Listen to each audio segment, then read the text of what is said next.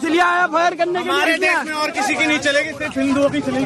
अच्छा, ये देखो ये कैसी सोच का, कितनी गिरी हुई सोच का है ये देखो आप, कितनी भी गिरी सोच का है।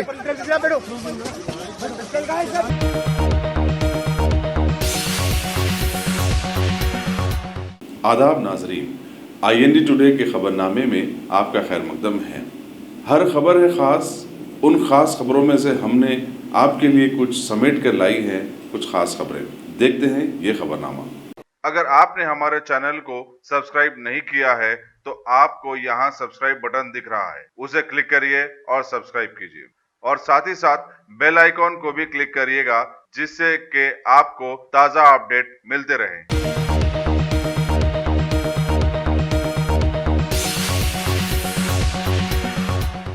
सिया कानून CAA, NPR और NRC के खिलाफ सेकुलर वुमेन ऑर्गेनाइजेशन के ज़रिए तमाम 3 फरवरी को दोपहर 2 बजे तक 5 बजे शाम मीनार गार्डन नया पुल पर एक जलसा मुनक्किद होगा। जलसे की organizer athletic karate champion Sayyada Falak, Tameer मिल्लत की सैयदा अखिला खामोशी और समाजी जहदकार अर्शिया अयूब ने एक प्रेस कॉन्फ्रेंस में बताया कि इस जलसे को सरकर्दा खातून जहदकार और कायदीन खिताब करेंगी। All India Muslim personal law board की रुकन अस्मा जहरा मेहमान खुसूसी होंगे। पुलिस ने इस जलसे के लिए मशरूत इजाज़त दी है।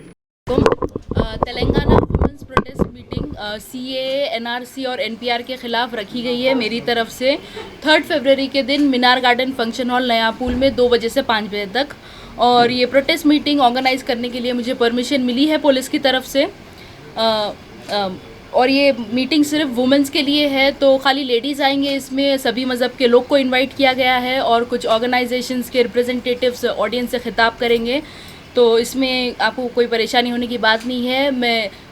मेरी रिक्वेस्ट है सभी ख़वातीन से कि आप लोग कुछ वक्त निकाल कर इस प्रोटेस्ट मीटिंग में शरीक होइए और हमें ये प्रोटेस्ट मीटिंग बहुत ही पीसफुल तरीके से करना है। टाइम की पाबंदी करना है। ये प्रोटेस्ट मीटिंग ठीक 2 बजे शुरू होगी और 5 बजे तक हमें इसे ख़त्म करना है। कॉन्स्टिट्यूशन के दायरे में रहते हुए कॉन्स्टिट्यूशन को बचाना है।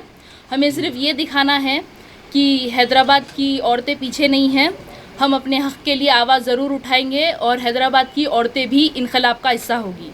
याद रखिए 3 फरवरी के दिन मीनार गार्डन फंक्शन हॉल 2 बजे से 5 बजे तक वुमेंस प्रोटेस्ट मीटिंग होगी इंशाल्लाह। इसमें स्पीकर्स कौन-कौन आने वाले हैं? स्पीकर्स इसमें कुछ ऑर्गेनाइजेशंस के हैं। All India Muslim personal law board से अस्मा जहरा मैम है, तामीर मिल्लत से अखिला खामोशी मैम है, अर्शिया अयूब मैम है सोशल एक्टिविस्ट, और कुछ प्रोफेसर्स है गर्ल्स इस्लामिक ऑर्गेनाइजेशन से, और जमात इस्लामी हिंद से ज़हीर फ़ातिमा मैम है, तो ये, और सुधा जैन है मिसेस एशिया पैसिफिक। तो ये सभी स्पीकर्स होंगे और सभी कम्युनिटी के लोग को इनवाइट किया गया है और मैं चाहूँगी कि सभी कम्युनिटी के लेडीज़ ख़वातीन इस प्रोटेस्ट में ज़रूर आइए और इसे कामयाब करिए। JAC आपको सपोर्ट नहीं कर रहा है जी? JAC जॉइंट एक्शन कर रहा है जी, वो लोग उन लोग का अलग ऑर्गेनाइजेशन है, वो लोग अपना जो है तरीके से लोग का ऑर्गेनाइज़ करा रहे हैं। ये मेरी तरफ से था, ये मैं मेरी तरफ से अप्लाई करी थी। मैं चाह रही थी कि एक वुमेंस प्रोटेस्ट मीटिंग हो हैदराबाद से भी, इसलिए मैंने अप्लाई किया और अल्हम्दुलिल्लाह से मुझे परमिशन मिल गई। आपकी कोई तंजीम है क्या? कोई आपका नहीं, मेरा ऑर्गेनाइजेशन कुछ नहीं है। मैं सेल्फ जो है ना, मैं कराटे एथलीट हूँ, मेरा कोई ऑर्गेनाइजेशन नहीं है। मैं सेल्फ जो है परमिशन ली और अल्हम्दुलिल्लाह से पूरे ऑर्गेनाइजेशन से मुझे सपोर्ट मिली है, वुमेन वेलफेयर और सेक्युलर ऑर्गेनाइजेशन से। अस्सलाम वालेकुम रहमतुल्लाहि व बरकातुहू। जैसे कि अभी आपने सुना फलक साहिबा से कि उनकी जानिब से एक प्रोटेस्ट मीट मुनक़िद करने का फ़ैसला उन्होंने किया है NPR और NRC और CAA के एक्ट को लेकर। और जैसे कि पूरा हिंदुस्तान या दुनिया पूरी देख रही है कि जो एहतजाजात इस एक्ट को लेकर चल रहे हैं उसमें ज़्यादातर ख़वातीन अपना किरदार निभा रही हैं और ये ऐसा वाहिद एहतजाज है कि यहाँ पर हमको हर किस्म के प्रोफेशनल्स और हर फील्ड को रिप्रेजेंट करने वाले इसमें हमको नज़र आ रहे हैं, जो इसके ख़िलाफ़ CAA के ख़िलाफ़ अपना एहतजाज दर्ज कर रहे हैं। जहां हमको सुप्रीम कोर्ट और हाई कोर्ट के लॉयर्स नज़र आते हैं, वहीं हमको डॉक्टर्स भी नज़र आते हैं, वहीं हमको स्टार्स, फिल्म स्टार्स भी नज़र आते हैं, वहीं हमको एथलीट्स और स्पोर्ट्स पर्सन भी नज़र आते हैं। तो गोया कि हर तरफ से ये आवाज़ उठ रही है कि जो CAA क़ानून की शक्ल इसको दी गई है, इससे हर हिंदुस्तानी मुस्तरिब है और बेचैनी अपने क़ल्ब में वो महसूस कर रहा है। और ये बेचैनी उनकी बेजा भी नहीं है, बल्कि ये ऐन उनकी फ़ितरत के मुताबिक है। जो हुब्बुल वतनी का जज्बा एक हिंदुस्तानी के दिल में है, उसकी अक्कासी एहतजाज कर रहा है। क्योंकि CAA का जो बनाया गया है उसको उस कानून की वजह से कॉन्स्टिट्यूशन पर बात आती है, क्योंकि कॉन्स्टिट्यूशन में कहीं ये नहीं बताया गया कि सिटीज़नशिप जो दी जानी है वो रिलीजन को लेकर दी जानी चाहिए, बल्कि हमारा कॉन्स्टिट्यूशन जो है उसका बेसिक इंफ्रास्ट्रक्चर जो है उसका बेसिक कॉन्सेप्ट ये है कि ये मुल्क सेकुलर रहेगा और हिंदुस्तान में सब मज़ाहिब के लोगों को equal, they all are equal before law. Article 14 जो है वो यही बात कहता है कि हर हिंदुस्तानी उसको इक्वल जस्टिस और वो इक्वल है लॉ के सामने। तो ये पहला क़ानून आज़ादी के बाद बनाया गया है जो कि मज़हब के बेसिस पे बनाया गया है और टोटल ये डिस्क्रिमिनेशन पर मबनी है। तो इसीलिए हिंदुस्तान की आवाम सिर्फ मुसलमान ही नहीं बल्कि गैर मुस्लिम भी अपना एहतजाज इसमें दर्ज कर रहे हैं, क्योंकि वो अपने वतन को यूनाइटेड देखना चाहते हैं। वो अपना वतन का जो सेक्युलर फैब्रिक है उसको डिस्टॉर्ट होते हुए वो देखना नहीं चाहते हैं। इसलिए हर मुहिब्बे वतन इसमें अपना एहतजाज दर्ज कर रहा है। तो इसी एहतजाज की एक कड़ी है सैयदा फलक की जानिब से मुनक़्क़द किया जाने वाला 3 फरवरी मीनार गार्डन नए पुल के करीब 2 बजे से 5 बजे तक एहतजाजी जलसे आम होगा। सिर्फ ख़ास ख़वातीन के लिए है और ये एहतजाज के ज़रिए हम देख रहे हैं कि यंग इंडिया इमर्ज कर रहा है, यंग इंडिया लीडरशिप निकल कर आ रही है। Young people, talented people, learned persons ये पूरे जो है निकल कर आ रहे हैं। तो ये सैयदा फलक को भी मैं उसी सिलसिले की एक कड़ी समझती हूँ और हम तमाम हैदराबादियों से ख्वाहिश करते हैं कि इस जलसे आम में वो शिरकत करें और इनकी जो कोशिश है उसको कामयाब करें और शरीक होकर वो भी अपने हुब्बुल वतनी का सबूत दें। मैं डॉक्टर रूही खान, मैं एक रिसर्चर हूँ और थायराइड स्पेशलिस्ट हूँ। यहाँ पे मैं स्पेशली सैयदा फलक को सपोर्ट करने आई हूँ। उन्होंने जो प्रोग्राम रखा है 3 फ़रवरी को मीनार गार्डन में NCR एंड NPR अगेंस्ट जो कॉन्स्टिट्यूशन और डिस्क्रिमिनेशन के तहत चल रहा है, तो मैं उसी को सपोर्ट करना चाहती हूँ। मैं तहे दिल से इनकी शुक्रगुज़ार हूँ कि इन्होंने इतना जज्बा बताया कौम के लिए और ये वुमेंस के लिए जो स्पेशली इन्होंने एक प्रोग्राम ऑर्गेनाइज़ कराया, मैं उसको दिल से सपोर्ट करना चाहती हूँ और मैं आगे भी इनके एक्टिविटीज़ का हिस्सा रहूँगी इंशाअल्लाह ताला। Thank you.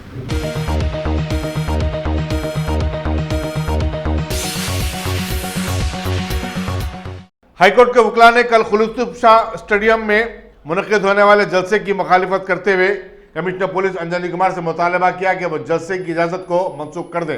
सैयद निज़ामुद्दीन और मोहम्मद वसीम एडवोकेट की क़यादत में एक वफद ने कमिश्नर पुलिस को एक याददाश्त पेश की। इसमें कहा गया है कि CAA की तायद में अखंड भारत संघर्ष समिति ने चलो चारमीनार का नारा दिया है और खुलूसुफ शाह स्टेडियम में जलसे का ऐलान किया।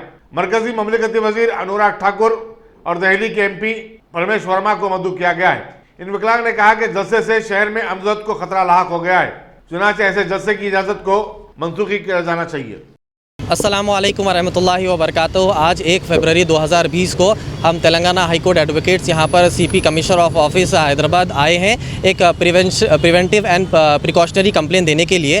जो कल 2 फरवरी को जो एक प्रो CAA मीटिंग जो होने वाली है खुलूसुफ शाह ग्राउंड में, उसको परमिशन दिया गया है। तो हमारी कंप्लेन ये है कि जो वहाँ के स्पीकर्स है वो प्रोवोकेटिव स्पीकर्स है और हैदराबाद का माहौल ख़राब करने की कोशिश कर सकते हैं। हमने पिछले हफ्ते देखा कि नॉर्थ इंडिया में जैसा अनुराग ठाकुर के एक बयान पर एक जो है नौजवान ने आकर दिल्ली के जामिया में बंदूक उसने तानकर गोलीबारी कर दी। तो वो नॉर्थ इंडिया में जो एक एग्जाम्पल हुआ है, इस मीटिंग के ज़रिए कहीं साउथ इंडिया में भी किसी की प्रोवोकेटिव स्पीच से कोई ऐसा हादसा ना हो जाए। हम ये नहीं चाहते कि कोई प्रो मीटिंग ना करे।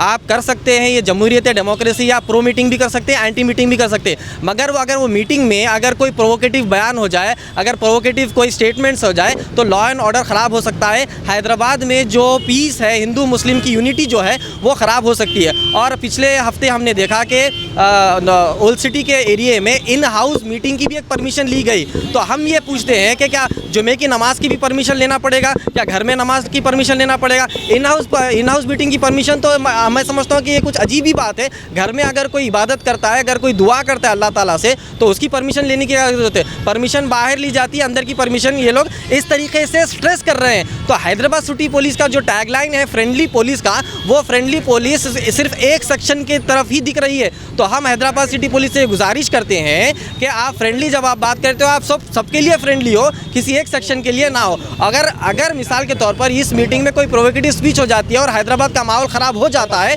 तो हो सकता है कि लॉ एंड ऑर्डर ख़राब हो और इसकी जिम्मेदार पुलिस डिपार्टमेंट हो और जितने भी लोग इसकी परमिशन दिए वो। तो हम हैदराबाद सिटी पुलिस कमिश्नर से यही गुजारिश करने आए हैं कि प्रोवोकेटिव स्पीचेस ना हो। अगर प्रोवोकेटिव स्पीचेस के कोई अंदाजे होते हैं तो उन स्पीकर्स को रुकाया जाए। मीटिंग प्रो मीटिंग होने दो, कोई प्रॉब्लम नहीं है, मगर प्रोवोकेशन नहीं होना चाहिए। हैदराबाद का पीसफुल एनवायरनमेंट का माहौल ख़राब नहीं होना चाहिए। और तेलंगाना की जो गवर्नमेंट है उसने क्लियर कर दिया है कि ये CAA को लागू नहीं करेंगे। फिर भी परमिशन नहीं देने की का मतलब क्या है? दूसरे स्टेट्स कर्नाटका जैसा है, जैसा नॉर्थ इंडिया के कई स्टेट्स में जहाँ पर बीजेपी की सरकार है, वो लोग बहुत ही बड़े पैमाने पर एंटी CAA का प्रोग्राम कर रहे हैं, मीटिंग कर रहे हैं। मगर जब तेलंगाना डिक्लेयर करा है कि हम CAA के खिलाफ है, फिर परमिशन नहीं दे रहे, तो ये दो तरफा मामला हो चुका है। तो हम हुकूमत तेलंगाना से गुजारिश करते हैं कि आप जो है पीसफुल रैलीज़ के लिए, पीसफुल प्रोटेस्ट के लिए परमिशन आसानी से दे और ऐसे प्रोवोकेटिव स्पीचेस को रुकाए ताकि हैदराबाद का माहौल, गंगा जमुना तहजीब का माहौल, हिंदू मुसलमान यूनिटी का माहौल बरकरार रहे इंशाल्लाह। यही हमारी तेलंगाना गवर्नमेंट से भी गुजारिश और डिमांड है और हैदराबाद CP से भी यही गुजारिश है। जज़ाकल्लाह खैर। लोग देख सकते हैं कि इसके इश्तिहार में जो बीजेपी के MLA है राजा सिंह गोशामहल के, उसने जो है एक तलवार पकड़कर एक पोस्टर रिलीज़ किया है, चाहे वो ऑफिशियल से हो या अनऑफिशियल से, मगर ये पोस्टर उनकी तरफ से रिलीज़ हुआ है। तो मैं पूछता हूँ कि ये जो तेलंगाना पुलिस है, क्या इस तरीके के पोस्टर्स जो है क्या इसकी इजाज़त देती है? तलवार पकड़कर पोस्टर बनाकर रिलीज़ करना ये बिल्कुल जायज़ नहीं और ये प्रोवोकेटिव है। देखो भाई, हम तलवार लेकर एक प्रोग्राम कर रहे हैं, तो मानो या फिर हम तलवार का इस्तेमाल करेंगे। इस तरीके से एक मैसेज जा रहा है, तो ऐसे पोस्टर्स को भी बैन किया जाए और ऐसे ट्विटर हैंडल्स को भी बैन किया जाए। और राजा सिंह जो MLA, इनकी प्रोवोकेटिव हिस्ट्री है। 2010 में भी जो दंगे और राइट्स हुए थे, इनके प्रोवोकेटिव स्पीचेस के बुनियाद पर हुए थे। पिछली बार इन्होंने नबी अकरम सल्लल्लाहु अलैहि वसल्लम, मोहम्मद सल्लल्लाहु अलैहि वसल्लम के बारे में और इस्लाम के बारे में, कुरान के बारे में कई प्रोवोकेटिव बातें की है। अगर इस बयान में, इस मीटिंग में अगर कोई प्रोवोकेटिव बात हो जाती है तो हो सकता है कि मुसलमान के और वो हिंदू मुसलमान के दंगे होने के जो है चांसेस है। तो ऐसे पोस्टर्स को बैन किया जाए और ये स्पीकर्स को बैन किया जाए इंशाल्लाह।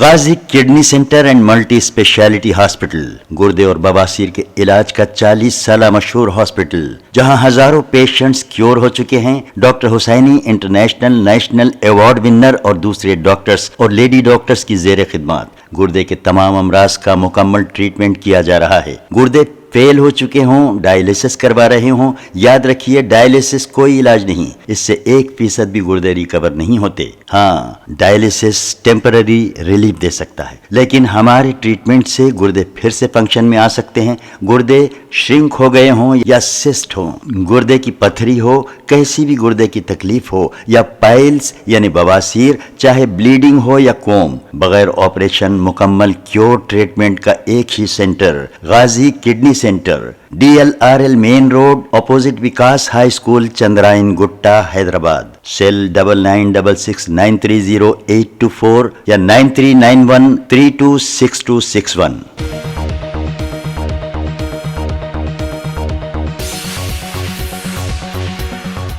रियासती वज़ीर दाखिला मोहम्मद महमूद अली ने हैदराबाद ट्रैफिक पुलिस की तरफ से ट्रैफिक सेफ्टी वीक के सिलसिले में स्कूली तलबा के लिए मुनक्किदा एक प्रोग्राम में शिरकत की। यह प्रोग्राम रवींद्र भारती थिएटर में मुनक्किद किया गया था। Commissioner police Anjani Kumar, additional commissioner police traffic Anil Kumar, film अदाकारा समता, फिल्म अदाकार नागोशिरिया और दूसरे भी इस प्रोग्राम में शरीक थे। పేరుతో నమస్కారము సలాము। ఈరోజు మన పోలీస్ డిపార్ట్మెంట్ అయితే మన డిపార్ట్మెంట్, ఈ పోలీస్తో తెలంగాణ వచ్చిన తర్వాత మా ఆనరబుల్ సీఎం గారు చాలా అవేర్నెస్ ప్రోగ్రామ్ కోసం చెప్పారు। ఈరోజు అంటే సేఫ్టీ అండ్ సెక్యూరిటీ కోసం, అవేర్నెస్ కోసం ఈ ప్రోగ్రాం పెట్టాం। ఈ ప్రోగ్రాంలో ఈరోజు నేను road and safety club logo launching చేశారు, మెంబర్షిప్ క్లబ్ అంటే లాంచింగ్ చేశారు। తప్పకుండా మనకు సేఫ్టీ అండ్ సెక్యూరిటీ చాలా ఇంపార్టెంట్ ఉంది। As per international survey, there is a international survey company called Mercer, New York based company. They have rated Hyderabad as the best livable city in India. Now,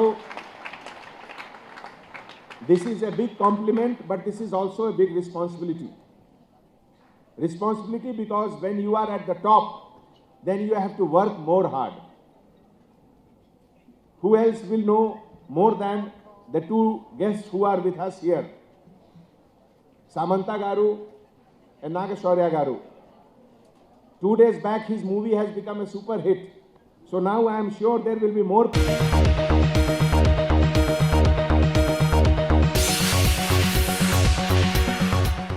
सदर मजलिस और रुकन parliament barrister सदर नवीसी ने आज बीदर का दौरा किया और जेल में महरूस शाहीन स्कूल की हेडमिस्ट्रेस फरीदा बेगम और एक तालिबा की वालिदा नजमुन्निसा से मुलाकात की, जिन्हें पुलिस ने मुल्क से गद्दारी का मुकदमा दर्ज करते हुए गिरफ्तार कर लिया था। 26 जनवरी को स्कूली तलबा ने एक प्रोग्राम पेश किया था जिसमें सीए की मुखालिफत की गई थी। बैरिस्टर नवीसी ने बादशाह सुप्रीम पुलिस श्रीधर से मुलाकात की और गद्दारी जैसे दफात को हदफ करने का मुतालबा किया। सुप्रीम पुलिस ने बताया कि केस की तहकीकात जारी है, जिसके मुकम्मल होने के बाद इस दफे को हदफ करने का तयक़ुन दिया। रुकन असम्बली कौसर मोहिउद्दीन और मकामी मजलिस कायदीन भी इस बातचीत में शरीक थे।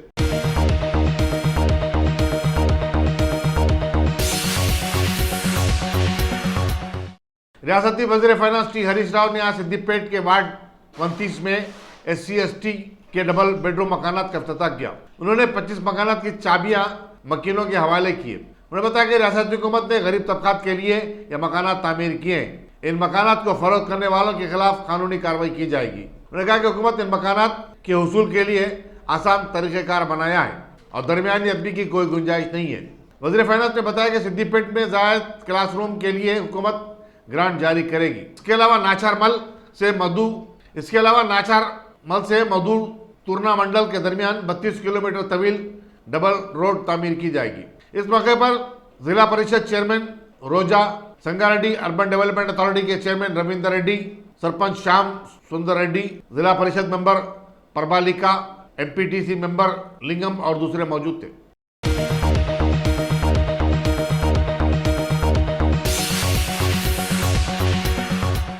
चीन से हैदराबाद वापस होने वाले 32 अफराद का, जिन्हें शुबा है कि कोरोना वायरस से मुतासिर है, गांधी हॉस्पिटल में TB मुआयना किया गया और इनमें से 20 को घरों का रवाना करते हुए हिदायत दी गई कि वो 3 हफ्ते तक अपने घरों से बाहर न निकले।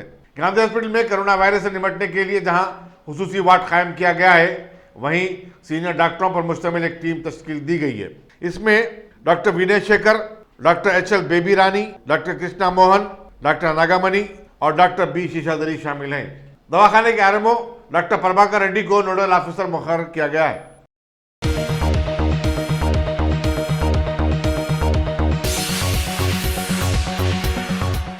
रियासती वज़ीर अखिलती बहबूद कुपला ईश्वर ने आज प्लाजा होटल बेगमपेट में ईसाई तबके से ताल्लुक रखने वाले 154 अफराद में कारें तकसीम की। क्रिश्चियन माइनॉरिटीज फाइनेंस कॉर्पोरेशन ने नौजवानों को बाख्तियार बनाने के प्रोग्राम के तहत एक कारें मंजूर की थी। वज़ीर अखिलती बहबूद ने कहा कि चीफ मिनिस्टर के चंद्रशेखर राव पिछड़े और पसमानदा तबकात की तरह अक़लियतों की समाजी और माशी तरक्की के लिए मंसूबों पर यकीन रखते हैं। इस मौके पर P राजेश्वर राव MLC, सदर नशीन अक़लियती मालियाती कॉर्पोरेशन अकबर हुसैन, महकमा अक़लियत उमूर के मुशीर AK खान, महकमा अक़लियत उमूर के सेक्रेटरी अजय मिश्रा और नायब सदर नशीन क्रिश्चियन माइनॉरिटीज कॉर्पोरेशन कांति विस्ली भी मौजूद थे।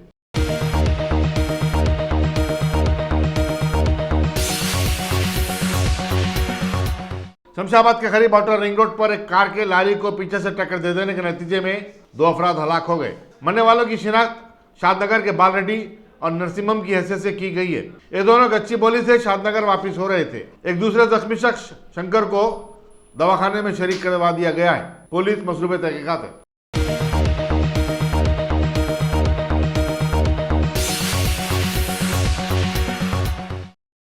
Top selection computers. अगर आप टेक्नोलॉजी के दौर में रहते हुए टेक्नोलॉजी से दूर हैं तो सोचिए मत, आइए एक बार खिदमत का मौका दीजिए। हमारे यहाँ branded computers Dell, HP, Lenovo, laptop accessories उम्दा क्वालिटी निहायती वाजबी दाम पर दस्तयाब है। स्कूल, कॉलेज, कॉर्पोरेट, ऑफिस वगैरह में बल्क क्वांटिटी में सप्लाई की जाती है। इसके साथ साथ हमारे यहाँ माहिर टेक्नीशियंस की निगरानी में रिपेयर की सहूलत भी मौजूद है। अगर आप अपने घर, दुकान, सोसाइटी, स्कूल वगैरह को सेफ और क्राइम फ्री बनाना चाहते हो तो इंस्टॉल कीजिए CCTV कैमरा जो HD क्लियरिटी के साथ दस्तयाब है। गुज़िश्ता 10 साल से मुल्क भर में अपनी इन तमाम खिदमात को जारी रखते हुए आपके एतमाद को बरकरार रखने वाला नाम top selection computers. Vijayanagar colony beside Riyan hotel Hyderabad. Director Syed Rashid Ali. Phone 9849715954। Top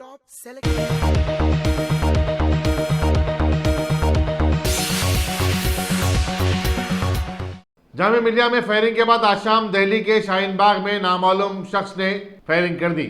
इस वाक़े में किसी के जख्मी होने की इत्तला नहीं मिली। बताया जाता है कि पुलिस ने गोली चलाने वाले को हिरासत में ले लिया है। शाहीन बाग में गुज़श्ता 50 दिन से खवातीन सीए के खिलाफ एहतजाजी धरना कर रही हैं, जिससे हुकूमत और बीजेपी की नींद उड़ चुकी है। मरकजी वज़ीर दाखिला अमित शाह और मरकजी ममलिकती वज़ीर फाइनेंस अनुराग ठाकुर ने दिल्ली की इंतखाबी मुहिम में सीए के खिलाफ एहतजाज करने वालों पर तनकीद की थी और हिंदुओं को उनके खिलाफ उकसाया था। जिसके बाद दिल्ली में तशद्दुद की नई लहर शुरू हो गई है। इसलिए आया फायर करने के हमारे लिए। देश में और किसी की नहीं चलेगी, सिर्फ हिंदुओं की चलेगी। अच्छा, ये देखो ये कैसी सोच का, कितनी गिरी हुई सोच का है। ये देखो आप कितनी भी गिरी सोच का है।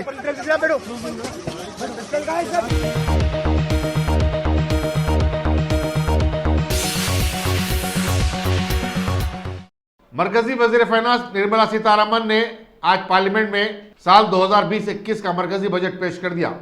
उन्होंने अपनी तकरीर में जीडीपी की शरह को 10% तक पहुंचाने के अज़म का इजहार किया। उन्होंने इनकम टैक्स में रियायतों, घरों के लिए कर्जों को आसान बनाने जैसे स्कीमों का भी ऐलान किया। निर्मला सीतारमन ने बताया कि हुकूमत की तमाम फलाई स्कीमों के लिए दरकार और खातिरखा बजट फराहम किया गया है। उन्होंने बताया कि हुकूमत ने 15वें फाइनेंस कमीशन की उबूरी रिपोर्ट को कबूल कर लिया है, जिसमें कई अहम सिफारिशात की गई हैं। I move to talking about agriculture, irrigation and rural development. Our government is committed to the goal of doubling farmers' incomes by 2022. We have provided energy sovereignty through Kusum and input sovereignty through Paramparagat Krishi Vikas Yojana. We have provided resilience for 6.11 crore farmers insured under Pradhan Mantri Fasal Bima Yojana. Focus on cultivation of pulses, expansion of micro irrigation through Krishi Sinchai Yojana have raised the self-reliance of the country. Provision of any annual supplement of the income to the farmer directly is done through PM Kisan. Connectivity through PM GSY Gram Sadak Yojana, financial inclusion have helped raise farm incomes.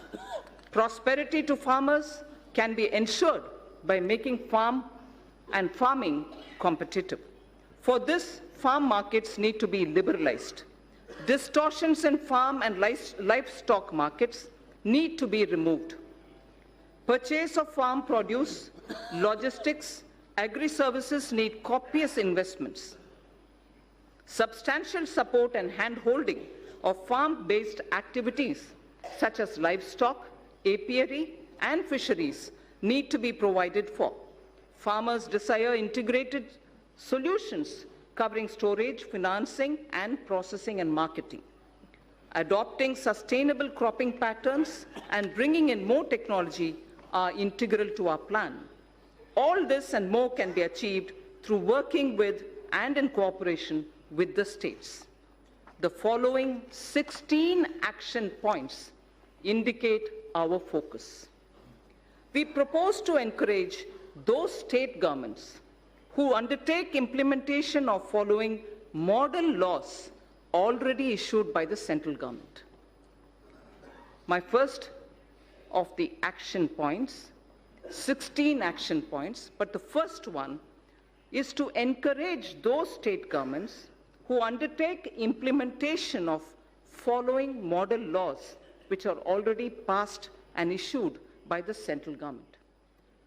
First, Model Agricultural Land Leasing Act of 2016. Model Agricultural Produce and Livestock Marketing Act of 2017. Model Agricultural Produce and Livestock Contract Farming and Services Promotion and Facilitation Act of 2018. So 3 model agriculture related laws we would like state governments to consider favorably. Second of the 16 action points, water stress related issues are now a serious concern across the country. Our government is proposing comprehensive measures for 100 water-stressed districts. Our government is proposing comprehensive measures for 100 water-stressed districts. Third of the 16, in the budget speech of July 2019, I had stated that Annadata can be Urja Data also. The PM Kusum scheme removed farmers' dependence on diesel and kerosene and linked pump sets to solar energy. Now I propose to expand the scheme to provide 20 lakh farmers for setting up standalone solar pumps. Further, we shall also help another 15 lakh farmers solarize their grid-connected pump sets. In addition, a scheme to enable farmers to set up solar power generation capacity on their fallow and barren lands and to sell it to grid would be operationalized. Speaker, sir, this is a major step forward in which we are saying that farmers, if they have fallow or barren lands, now will be helped to set up solar power generation units so that they can then sell that which is being generated, solar power, to the grid, and through the grid, having given the solar power from their barren land, they will be able to make a living out of their barren land also. Fourth of the 16, our government shall encourage balanced use of all kinds of fertilizers, including the traditional organic and other innovative fertilizers. This is a necessary step to change the prevailing incentive regime which encourages excessive use of chemical fertilizers. So this is an important point. I'd like to repeat it. This is a necessary step to change the prevailing incentive regime which encourages excessive use of chemical fertilizers. Honorable Speaker, sir, in Tamil Nadu, there was a very wise old woman saint poet who lived more than 3,000 years ago.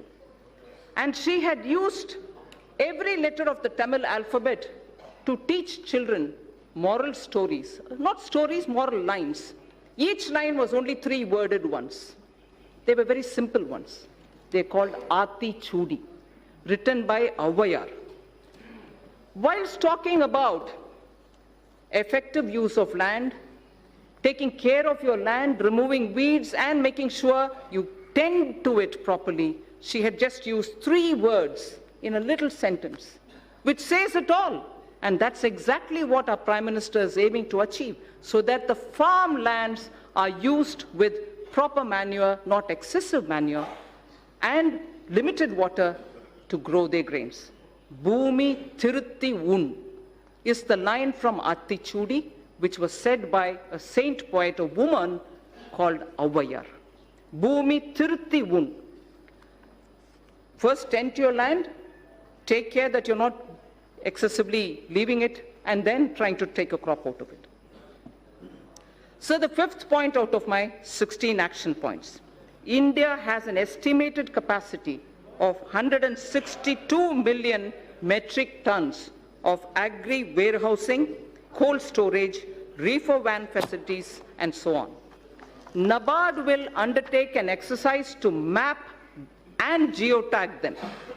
In addition, we propose creating warehousing in line with Warehouse Development and Regulatory Authority WDRA norms.